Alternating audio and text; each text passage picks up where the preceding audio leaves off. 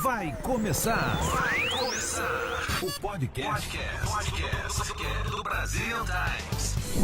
Olá, brasileiros que estão aqui nos Estados Unidos, brasileiros que estão no Brasil e espalhados nesse mundão de meu Deus, né? Estamos aqui, eu, Cláudia Carmo, no BT Online, para mais uma entrevista que hoje, gente, a gente vai falar sobre um tema muito interessante, tá? Que eu tenho certeza que se você não se interessar, muitos amigos vão se interessar e vocês vão passar essas informações para os seus amigos e já começa a ligar aí e falar.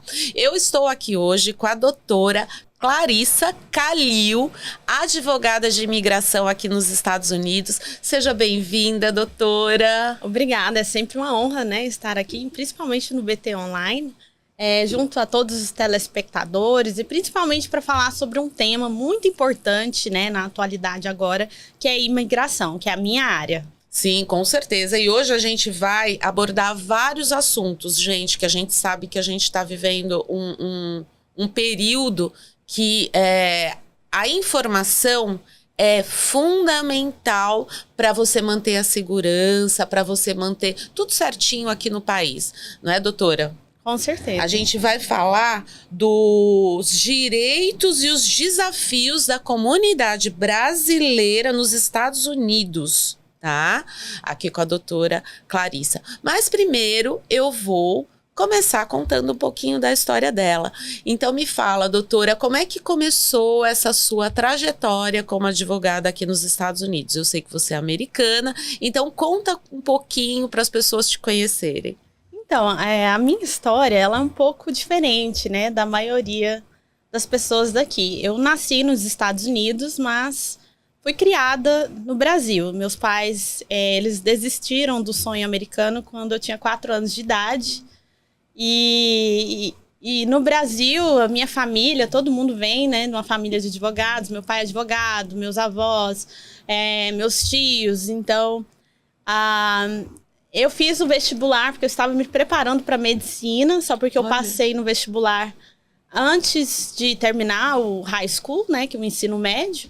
Então, eu fiz o primeiro ano de direito na faculdade, junto com o último ano do ensino médio. Então, eu era a aluna mais nova que tinha da turma. Porque na época, né, era só entrar com mandato de segurança.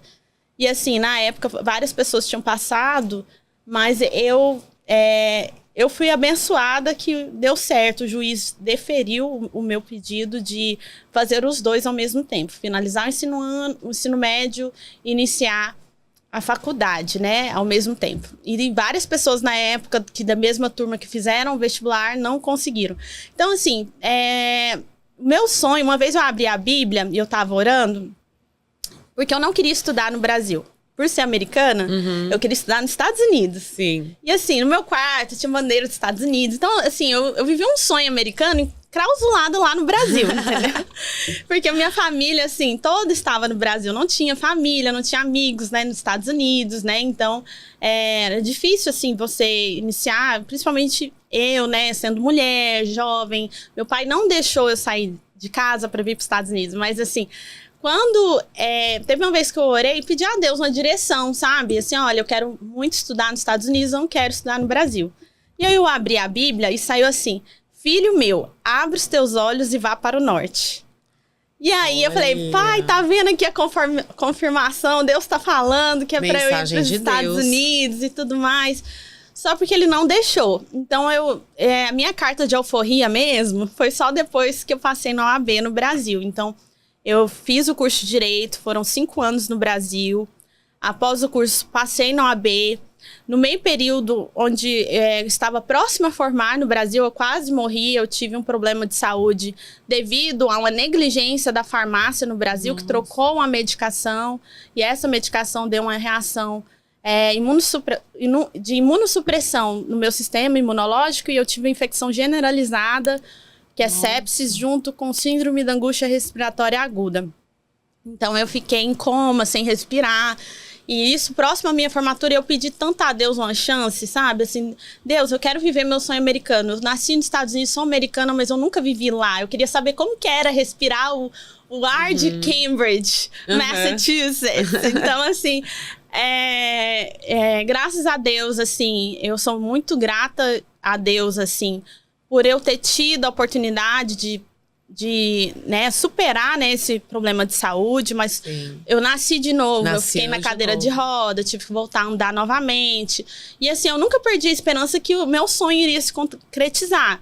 Então, quando eu me recuperei, eu voltei com foco total. Eu pegava, se era 7 matérias, pegava 8 matérias, tudo com foco de vir aos Estados Unidos e realizar o meu sonho de estudar nos Estados Unidos. Renasceu com a força, né, fervorosa de viver. Sim. Aí dobrou a sua vontade de viver, Sim. né? Depois, né, que a gente passa por uma situação de quase morte, eu acho assim que tudo na nossa vida, qualquer sofrimento que a gente tem é passageiro.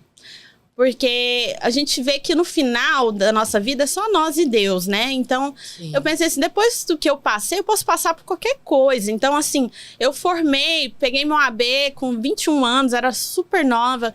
E aí, com 21 anos, eu falei, tchau, pai, tô indo pra América. Peguei minhas malinhas, vim pros Estados Unidos, comecei minha vida nos Estados Unidos com um pouco de centenas de dólares e com a minha malinha, e assim... Foi difícil? Foi. Eu fui babá, trabalhei também na faxina. No início não foi fácil. Para eu chegar até onde eu cheguei aqui, foram anos, assim, de dedicação. Anos com esse sonho de me tornar advogado nos Estados Unidos. Quando eu olhava o tuition, o valor que era a universidade, eu falava assim, nossa, será que eu vou conseguir?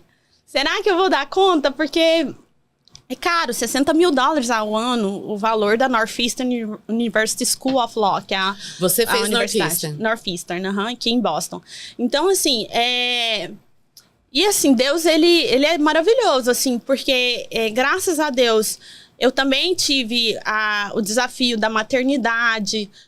Nós, né, que somos mães, é um sacrifício quando a gente deixa os nossos filhos para ir trabalhar ou para ir estudar, né? E o meu caso, eu já tinha Cecília de 1 ano e descobri que estava grávida próximo a iniciar o curso de Direito. Olha! Então... foi um desafio muito grande, porque quando eu descobri, eu falei assim, meu Deus, e agora? Com 2 crianças, já tinha uma 2 de 1 bebês, ano, gente, 2 praticamente. bebês. Gêmeos, tá? Só porque dá mais trabalho, que são 2 gestações. Gêmeos, pelo menos, é só uma gestação, né? Então, assim, quando eu descobri, eu liguei pro diretor da faculdade e falei... pra ele, olha, eu acho que eu vou desistir do curso, porque eu descobri que eu estou grávida, eu já tenho uma bebê. Ele falou assim, não, você não vai desistir, nós vamos te dar todo o suporte necessário para você ser bem-sucedido e você conseguir. E aquilo ali me deu um suporte tão grande, sabe? Assim, foi como se fosse um anjo ali que no momento que eu ia desistir mesmo, me deu esse suporte, né? E aí, eu fiz na faculdade, consegui ter o Arthur nesse meio tempo.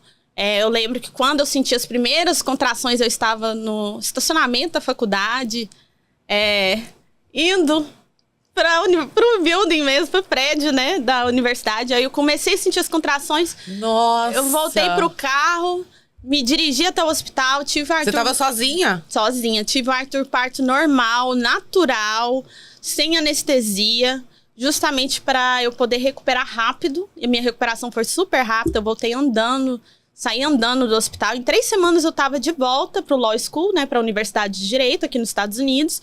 Tirei honors e high honors em todas as matérias. Então, assim, na minha vida, sempre foi trabalho e estudo. Uhum. Eu não tive tempo para boemia, não tive tempo para futilidades. Então, coloca aí que eu tinha um bebê aqui no meu colo, do outro lado o livro. Uhum. E, assim, o meu estudo era 24/7. Era 24 horas por dia, 7 dias na semana. Dormia muito pouco, até hoje eu durmo muito pouco. Porque se tornou um hábito, né? Se tornou um hábito, né? Workaholic. Então, assim, foi uma luta muito grande, foi. Assim, só quem passa... Para quem não tem filhos, passar numa prova do bar já é difícil, né? Imagina com dois bebês. Mas é possível, eu consegui. Então... isso demonstra que, mesmo você sendo mãe, mesmo... há possibilidade, sim. né, de você conseguir o seu espaço no mercado de trabalho. Você não pode desistir, né? Porque na época eu não tive outra opção. Eu precisava estudar, eu precisava trabalhar, eu precisava correr atrás, né, do meu lugar ao sol, né? E do meu propósito de vida, que eu acho que todos nós temos um propósito, né? Sim. E assim, passei no bar, assim que eu passei no bar, foi uma luta passar no bar, mas graças a Deus eu consegui. Eu acordava às 5 horas da manhã, ia fazer oração e falava assim, Deus, eu quero que o Senhor use a minha licença para ser instrumento na vida das pessoas. E realmente, graças a Deus, a minha licença vem sendo instrumento na vida de muitas pessoas. Coloca aí que eu abri meu escritório em 2019, eu fui advogada voluntária na fronteira. No primeiro governo do Trump, a gente tinha aquele Remain in Mexico Policy, que é como se fosse uma política de permanecer no México, onde o governo americano retornava as pessoas para o México que vamos supor, que estavam tentando pedir asilo nos Estados Unidos. A pessoa só podia entrar nos Estados Unidos no dia da audiência. Essas pessoas não tinham condição nenhuma de arrumar um advogado ou pagar um advogado. Então, nessa época, foi meu primeiro ano, né, como advogada e tudo mais. Eu fui para lá, fui advogada voluntária na fronteira. Ajudei muitas pessoas lá que não tinham acesso jurídico nenhum. E isso foi o seu estágio, né? Dessa forma de fazer um trabalho social. Você já era advogada licenciada. Aí você foi fazer esse trabalho social. Isso. Eu acho que isso é muito importante, que você conhece a realidade, né? A realidade das pessoas que estão ali e que não têm recursos, de repente, nem informação de como procurar um advogado para os problemas que elas têm. Né? Com certeza, muitos estavam morando em tendas, na fronteira, crianças perdidas. Então, assim, uma situação de extrema vulnerabilidade, onde a pessoa não tinha acesso a nenhum advogado. Eu fui advogada voluntária, fiz esse trabalho social. Além disso, no ano de 2022, quando a gente fez esse trabalho, a gente saiu até num jornal do México, né? Que tem um jornal no México e tudo mais. Sobre o nosso trabalho, sobre o trabalho da Non-Profit Organization, que eu estava sendo voluntária. E aí, depois disso, coloca que em 2022, eu fui advogada de mais de 300 famílias aliadas de guerra do governo americano. Que, no caso, foram aliados de guerra. Quando o governo americano retirou as tropas da guerra lá do Afeganistão, ele trouxe os aliados.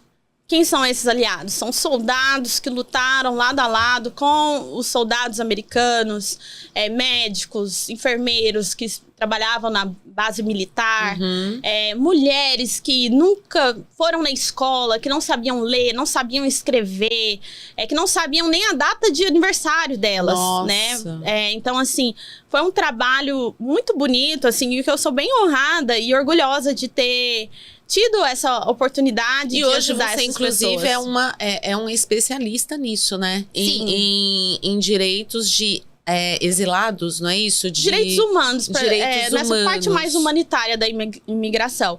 Coloca aí que eu tenho mais de 300 asilos aprovados. Olha que incrível, gente. Um exemplo. No USCIS. E também tenho vários na Immigration Court também. E coloca aí que maioria foram dos aliados de guerra do governo americano, mas eu tenho bastante asilos aprovados para brasileiros também.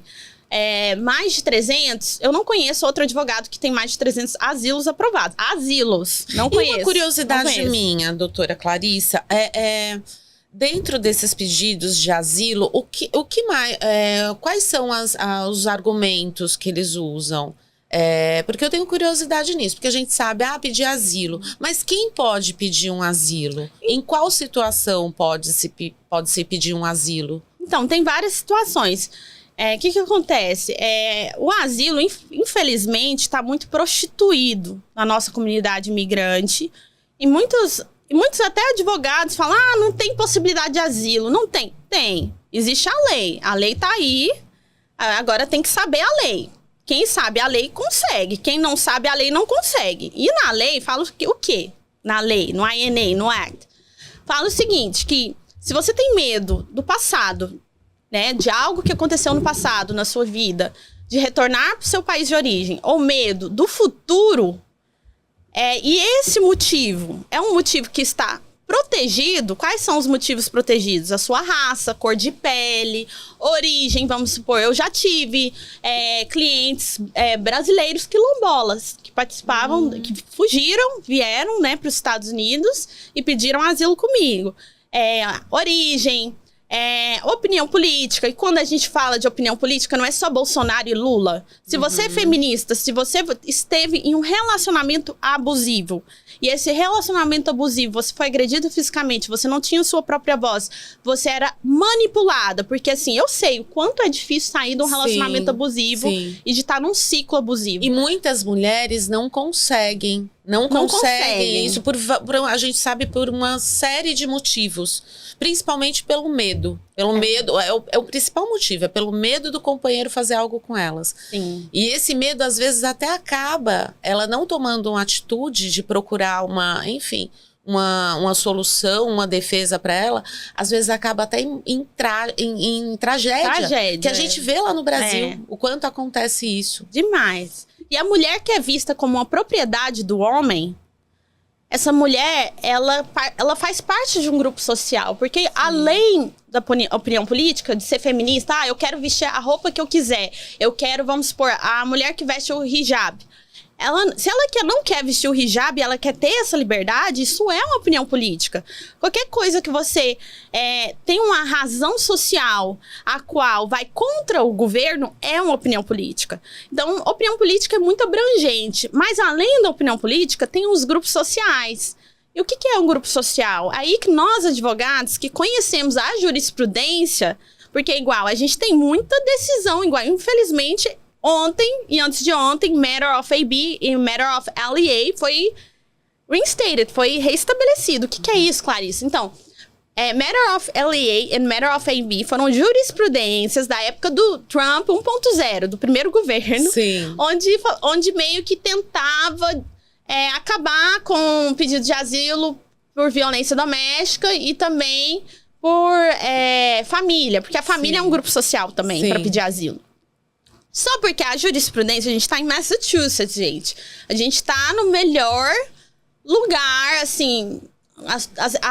todas as revoluções da América começaram em Massachusetts. É um lugar... A independência da América aconteceu aqui. Então, assim... O que acontece? Nesse sentido, a gente tem muita jurisprudência já consolidada... no caso, que é precedente mandatório, que vai acima dessas jurisprudências contrárias, que definem que esses grupos sociais ainda assim podem ser utilizados para pedido de asilo. Então, assim, mulheres vítimas de violência doméstica, mulheres que foram abusadas sexualmente, e infelizmente, assim, muitas mulheres que eu converso, às vezes nunca nem falaram para ninguém da família, mas foram em algum certo tempo, algum período de tempo, seja na infância, seja na adolescência, chegaram a ser abusadas sexualmente. Também, vamos supor, grupo social. A família é um grupo social que dá para pedir. Se alguém da sua família foi ameaçado e você está diretamente ligado, isso também pode ser utilizado para pedir de asilo. Então, cada caso é um caso. Eu já tive caso que, vamos supor, é o asilo humanitário, né? Porque, igual, tem advogado aí que fala, mas não tem ninguém te perseguindo lá no seu país agora, esse asilo não vai dar certo. Mentira! Existe asilo humanitário. O asilo humanitário, você precisa provar o quê?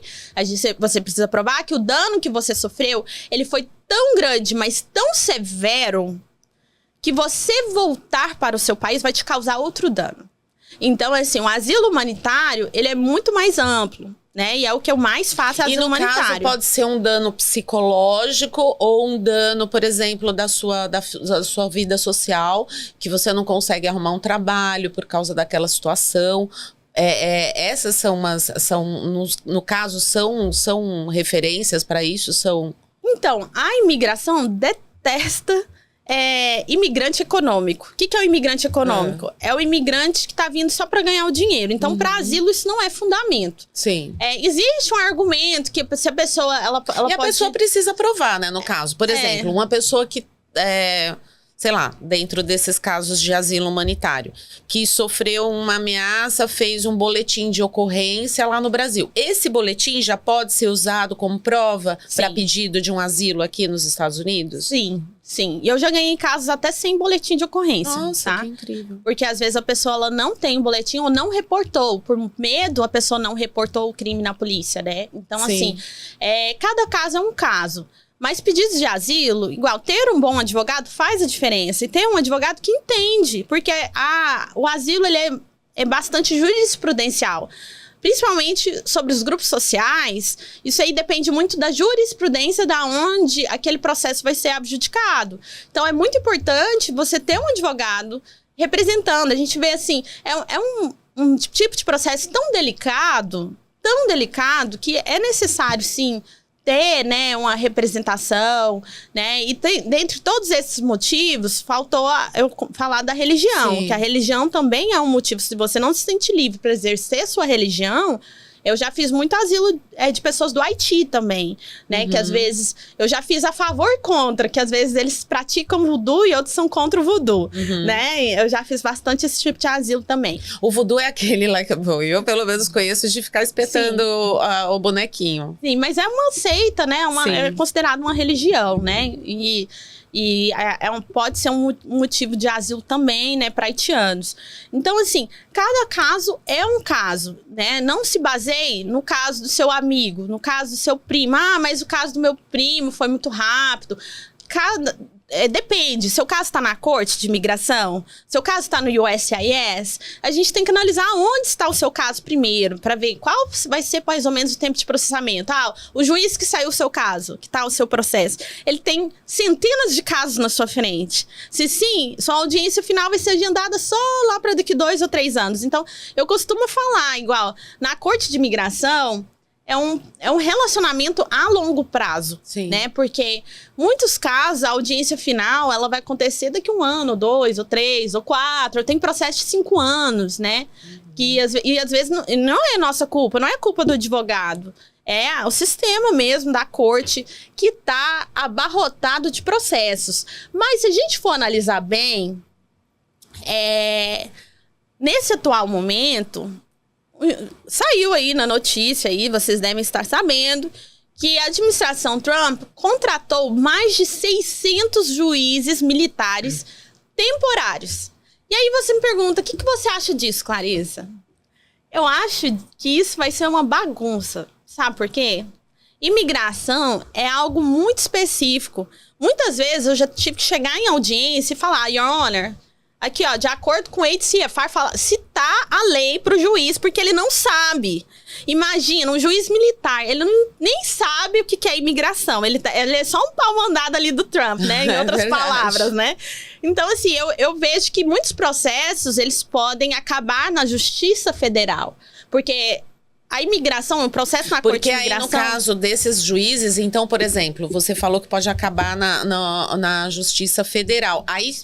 Aí já sai da jurisdição de Massachusetts. Vai direto para federal, é isso?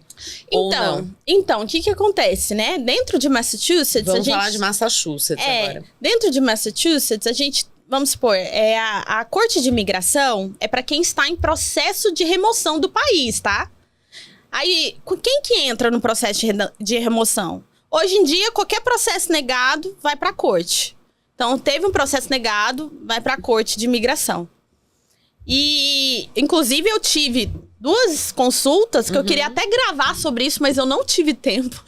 2 consultas, recentemente, de pessoas que aplicaram pro EB4 através da igreja, numa época que eu até gravei vídeo falando para as pessoas, não caiam nisso, você tá fora de status, não tem como a igreja patrocinar seu green card. Sim. E aí as pessoas estavam fora de status, entrou para uma aplicação que não era elegível, teve a negativa e foi enviado para a Corte de Imigração. Que já venceu a permanência dela aqui. Já tinha vencido o período permitido para ficar. Isso é uma coisa status. que a gente sabe que não é legal aqui nesse país, né? Você, a partir do momento que você deixa a sua permanência vencer aqui, não procurou renová-la, porque a gente sabe que pode renovar isso, renovar a permanência aqui com a imigração, né? Então, se você deixar, vencer, você já é considerado uma pessoa que está em status ilegal no país, né? Aí não tem mais jeito. Não, cada caso é um caso. A gente tem que analisar, né, em si, se a pessoa ela poderia qualificar para algum outro tipo de processo que não exige a pessoa ter status no país. Sim. Mas quando se fala de legalização através do trabalho, exige sim ter uma permanência e uma manutenção desse status, né, através do trabalho. E aqui foi a igreja, né? Então, essas pessoas, elas acabaram o quê? No processo de remoção. Aí foram agendar a consulta com a doutora Clarice para ver uma defesa na Corte de Imigração. Então, assim, a Corte de Imigração são para essas pessoas que entraram no processo de remoção ou entraram já nos Estados Unidos, já em processo. Quem entrou pela fronteira, entrou pelo famoso cai-cai, né? Entrou pela fronteira, foi pego, já foi processado pela imigração e já foi colocado na Corte de Imigração. Então, você vai precisar de defesa, você vai ter audiência. Se você não comparecer na sua audiência, você vai ter uma ordem de deportação na sua ausência. E esse tipo de ordem de deportação é a pior que pode existir. Ai, por que, Clarice, que é a pior que pode existir? Pelo fato que tem uma barreira de 5 anos, que mesmo se você casar com cidadão americano, aplicar para perdão, esses 5 anos, a partir do momento que a pessoa sai do país, já era, não consegue, fica stuck no Brasil por 5 anos. Então, assim, é o pior tipo de remoção que a pessoa pode ter. Então, tem que comparecer na audiência, tem que cumprir com os requisitos. É melhor cumprir, é melhor se defender, porque em muitos casos a gente vê, a pessoa sai de um processo de remoção pro green card, Sim. Entendeu? Tava lá no processo de remoção, que é difícil, que é estressante. E como acontece isso? Já pode, se há essa possibilidade, eu nem sabia, que você tá num processo de remoção e de repente você consegue o green card. Sim, quando a pessoa ela qualifica para algum benefício migratório que permite a legalização. Vamos supor, na corte existem defesas que não existem fora da corte, igual cancellation of removal. O cancelamento da remoção, ele vira um green card, né? O que é o cancellation of removal? Eles chamam de lei de 10 anos, mas não é lei de 10 anos, gente. O cancellation of removal é quando a pessoa está há mais de 10 anos nos Estados Unidos, tem uma boa conduta moral, e tem um filho, né, menor de idade, americano, que vai sofrer unusual extreme hardship. Ou seja, um dano que não é usual, que ele é além de uma deportação normal. E ele não é extremo, ele é pior do que o extremo. Então, é como se fosse assim, aí a gente tem que analisar, essa criança tem algum problema de saúde, essa criança está fazendo algum tratamento nos Estados Unidos, que a família precisa permanecer nos Estados Unidos, e aí a gente faz a defesa do cancelamento da remoção, que vira um green card, se ele for aprovado. O asilo mesmo na corte, se ele for aprovado, ele vira um green card depois de 1 ano. Então, assim, às vezes a pessoa ela tem uma petição familiar aprovada, entrou com visto, mas está em processo de remoção, aí ela qualifica para o green card dentro da corte, ou então termina o caso na corte e entra com o caso perante pedido de green card fora da corte. Então, assim, cada caso é um caso, mas existe sim possibilidades da pessoa ter defesa na Corte de Imigração. E o que eu venho observando agora nessa administração Trump é que muitas pessoas estão desistindo, que muitas pessoas estão indo embora, muitas pessoas não estão nem querendo se defender na corte, porque já estão levando o não. O não a gente tem todo dia, gente. A gente tem que procurar o sim. A gente tem que procurar o sim. Eu sei que até mesmo isso pode estar acontecendo pela falta de informação. Eu, por exemplo, eu sou uma pessoa que eu procuro me manter informada de tudo que está acontecendo aqui, até mesmo porque eu noticio até do Brasil muitas matérias que saem no Brazilian Times e eu tenho curiosidade, né, de ficar por dentro desse assunto. E muita coisa que você está falando eu não sabia. E assim, é um nicho que tem muitas diretrizes que dá para as pessoas obterem essa informação com um advogado bom, no caso, né? Você, maravilhosa, né? Que pode conseguir, que vê, assim, é uma luz no fim do túnel para elas. E muitas, como você tá falando, desiste por não tentar, por já achar. E assim, a gente sabe que tem muito boca a boca. Um vai falando pro outro. Ah, não, você e as pessoas, em vez de encorajar, elas desencorajam, né? Fala assim, não, você... Ih, foi pego, já era. Vai ser deportado. Imagina a quantidade de pessoas que foram pegas agora, que estão em processo de deportação, que poderiam, né, ter contatado um advogado. Eu não sei, acho que eles ainda podem, né? Apesar de estar lá, podem. E que não tem essa informação. Que poderia reverter, poderia continuar aqui, gente. Olha só que interessante.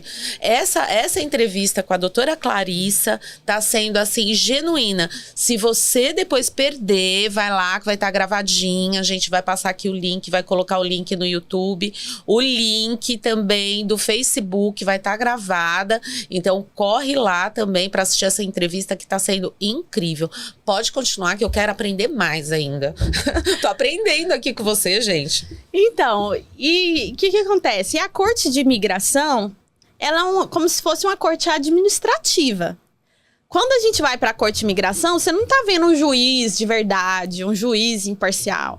Ele é funcionário do Poder Executivo. E quem é o chefe do Poder Executivo? É o presidente. Então, quem é o presidente? O Trump. Então, em outras palavras, os juízes, eles são funcionários do presidente Trump. E quando você perde um caso na corte de imigração, aí você pode apelar, você pode entrar com recurso, e aí na fase recursal vai para o BIA, que é o Board of Immigration Appeals. O que é o BIA? É uma agência que fala que é uma segunda instância, mas também é formada por funcionários do Trump, é uma agência administrativa. E aí, Clarissa, quando que você vê um juiz de verdade? Você só vai ver um juiz de verdade mesmo, imparcial, após o BIA, ou seja, fazendo uma PFR perante o primeiro circuito, que é a Corte de Apelação aqui de Massachusetts, né, fazendo um PFR, ou se for um caso, vamos supor, que exige habeas corpus, o habeas corpus ele pode ser pedido perante a District Court of Massachusetts. Então, assim, cada caso é um caso, mas o pedido, se ele for negado no BIA, não perca as esperanças. Você precisa ver um juiz de verdade para analisar o caso de verdade e dar uma decisão imparcial. Como vai descobrir que esse juiz é um juiz de verdade, né? Não, a pessoa tem que ter sorte, porque, assim, na Corte de Imigração e no BIA, não é fair, não é justo, entendeu? É como se fosse assim, eles estão obedecendo ordens. E se eles não obedecem, eles são demitidos. Já quando a gente apela e faz uma PFR no primeiro circuito, aí é como se fosse assim, uma revisional, é como se fosse uma revisional.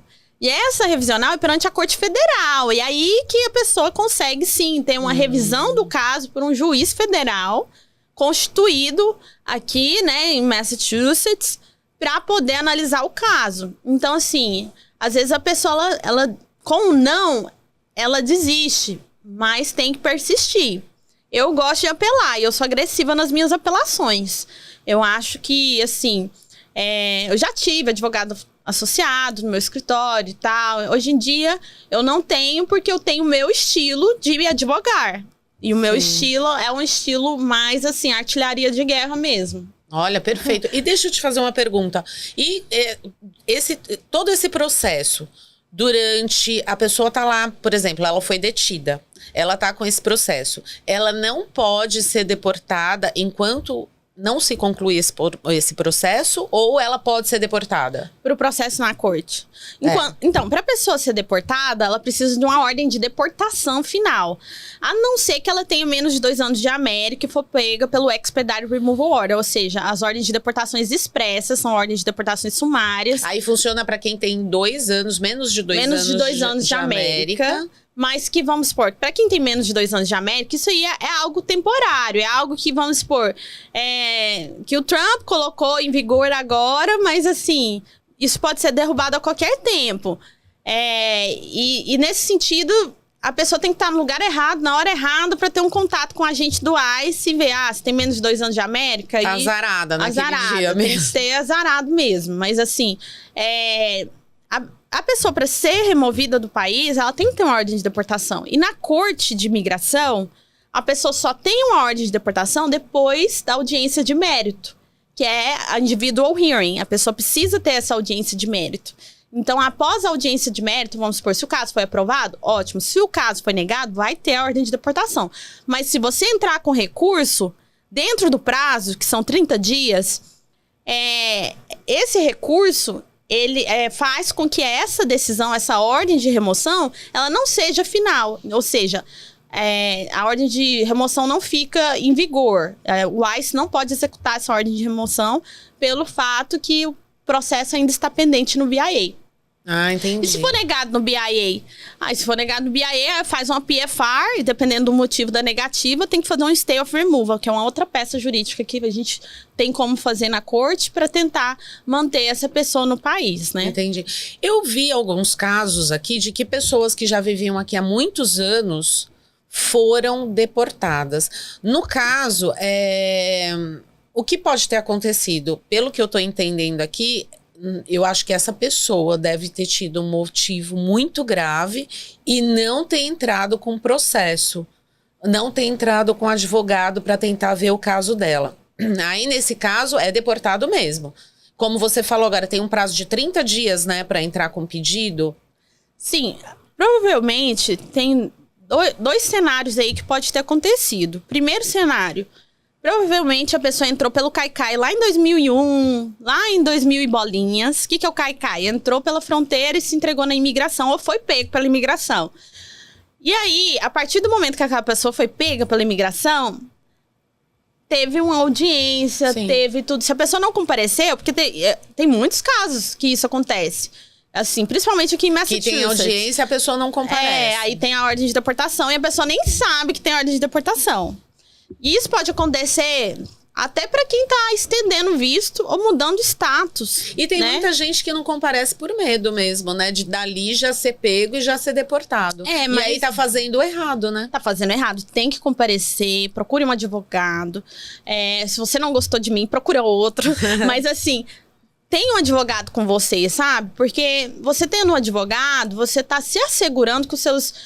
sua defesa, você vai ter um tipo de defesa, entendeu? Igual no meu escritório, às vezes a pessoa não tem uma defesa, mas aí eu acho um defeito processual lá no caso, o ICE não protocolou I-213 no recorde, aí eu vou lá, puxo lá na audiência, olha, eu vou move to terminate, vou mover para terminar esse caso aqui, porque não tem 213 no recorde. Então, às vezes, tem documentos que só um advogado vai poder analisar para ver se tem um defeito processual no seu caso, para às vezes terminar, né, o seu caso.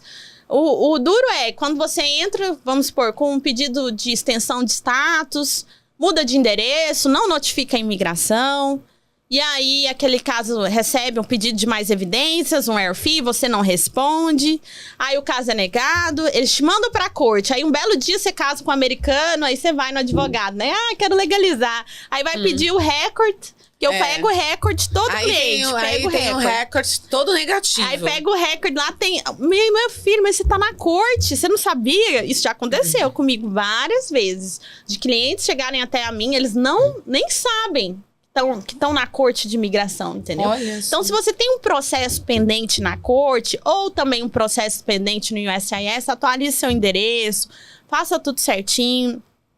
Se você receber um pedido de mais evidências de algum processo... Procure um advogado, se você já não tem um advogado. Tem instrução, porque hoje em dia isso está sendo, assim, fundamental na vida do imigrante, tá? Principalmente quem quer tentar a legalização e quem quer lutar para permanecer nos Estados Unidos. E por enquanto tá dessa forma, hein, gente? E você acha que existe uma perspectiva de melhoras desse endurecimento para os próximos anos? Só quando o Trump sair? Olha... Assim, a gente tem que acreditar em milagre, né? Então, assim... Espero que aconteça nunca agora passou, com a gestão já dele. tem mais de não sei quantos anos que eles estão prometendo uma lei aí que nunca passa. Projeto de lei eu nem gosto, eu não falo nas minhas redes sociais de projeto de lei. Porque eu tô cansada de tanto projeto de lei e nenhum passa. Então, assim, eu acho assim que no atual cenário... tem sido mais endurecido, tem sido mais rígido, sim. Até o USCIS saiu um memorando que agora o USCIS é uma agência fiscalizadora, onde eles estão até treinando os oficiais mais especializados em fraude, para detectar fraude. E para, né, a gente ouviu falar que vai ter prisão no USCIS, né? E você me pergunta, e quando que isso pode acontecer? Vamos lá, você quer economizar dinheiro, não contrata o advogado. Aí você mesmo faz sua aplicação lá. E aí, você vai lá pra entrevista com a ordem de deportação. Você vai pra entrevista de casamento com a ordem de deportação do seu recorde. ser presa fácil, principalmente agora na administração Trump. Aí fala, a pessoa foi presa na entrevista. Por que foi presa na entrevista? Porque provavelmente tinha ordem de deportação, não contratou um advogado. Um advogado, a primeira coisa que a gente faz é analisar o recorde. É analisar se tem ordem de deportação, é analisar tudo.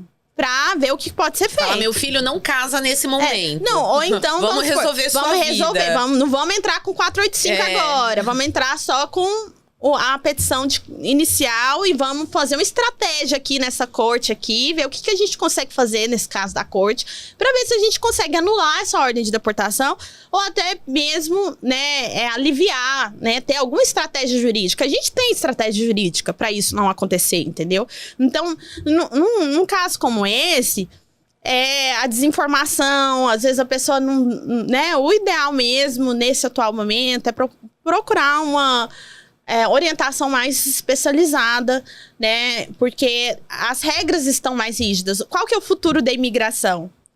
Bom, eu creio assim, muita gente está indo embora. Muita gente está decidindo não lutar pelo processo. A economia já está sentindo uma recessão. Sim. A gente já está sentindo. Eles vão ver a necessidade de fazer alguma coisa para quem tá aqui. Porque se todo mundo for embora, vai ficar difícil para a economia americana, né? Vai ficar difícil até mesmo porque a mão de obra, a gente sabe, né, de diversos setores, é muito dos imigrantes, né? E, gente, esse país é um país de imigrantes, né? Sejam eles que tenham vindo agora, tem os seus descendentes que já vieram para cá. Então, é um país de imigrantes, né? Então, como que vai ficar, né? A gente espera que as coisas melhorem o mais rápido possível, né? Mas a gente tem que lutar. A lei existe. Acabei de sair de uma entrevista da imigração que eu tive hoje. Enquanto isso, procura a doutora Clarissa Calil. Entendeu? Olha só, gente, a gente vai deixar aqui as redes sociais dela, os contatos dela. Então, não perca tempo. Procure se informar e com uma advogada que a gente tá vendo que tem credibilidade no trabalho dela. Entendeu? Que a gente tá vendo aqui nessa entrevista. Nossa, é uma honra ter esse bate-papo. Na verdade, não é nem entrevista. É um bate-papo. Porque o que eu tô aprendendo aqui com ela, eu tenho certeza que você aí também, que tá com a gente, não sabia e está aprendendo também. Informação é tudo, gente. Informação é tudo. Informação salva a sua vida. Com certeza. Não é? Informação é poder. Tá? É poder. É poder. Antigamente, né, minha mãe brinca, né, que quando ela morava aqui nos Estados Unidos, lá em 1900 e bolinha, não tinha internet, tudo era por carta, até uma receita era difícil de conseguir. Hoje em dia, a gente tem todos os recursos disponíveis. Sim. A gente tem muitos advogados aí na comunidade brasileira competentes, né, para assessorar, né? E isso não existia na época da minha mãe mesmo. Não tinha esse tanto de advogados, assim, brasileiros que existem hoje, né, para ajudar a comunidade, né?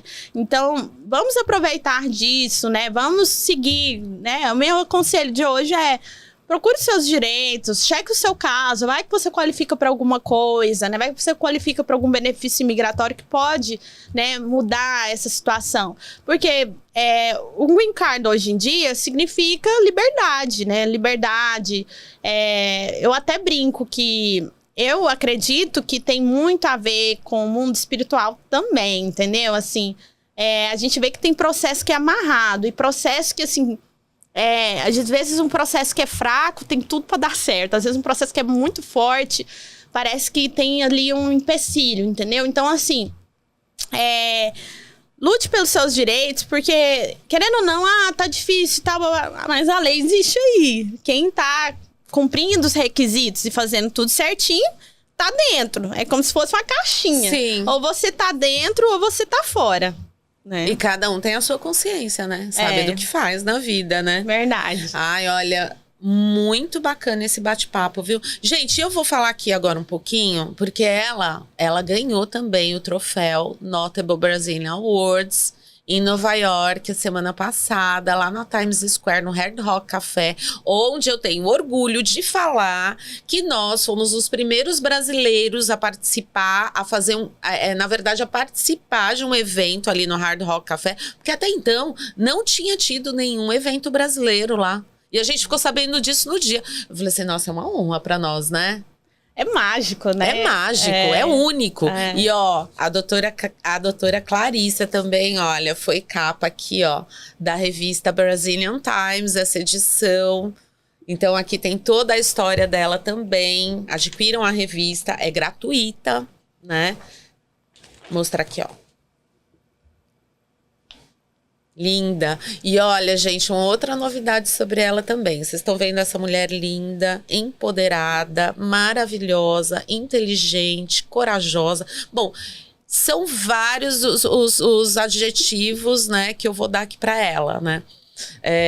Mas, enfim, ela também vai estar no Miss Brasil USA 2025, né? A gente tá falando em primeira mão aqui, né? Ela tava meio assim, mas aí eu falei assim, não, você é linda, maravilhosa. Olha só, gente, o conteúdo que essa mulher tem para passar como inspiração para outras mulheres. Imagina ganhar um concurso Miss Brasil USA, uma advogada dessa, com esse poder todo. Isso é um exemplo, gente, é uma inspiração para todas as mulheres. Ela está me inspirando aqui. E eu acho que as mulheres, elas têm que se unir e se inspirarem umas com as outras, né? A gente tem que deixar de lado esse negócio de rivalidade, porque isso não existe, gente. Isso não existe, isso faz parte, é arcaico, não existe mais. A gente tem que se ajudar e se valorizar uma outra e mostrar a nossa força. E a doutora Clarissa Calil vai estar no Miss Brasil USA 2025. Fala um pouquinho da sua expectativa. Então, assim, a gente sempre tem, né, aquele sonho de adolescente e tudo mais. Eu falei assim, uma amiga minha tava participando, me chamou, e eu falei, então eu vou. Eu sempre encaro novos desafios, novas experiências, e eu creio que vai ser uma experiência única aí, nova, né?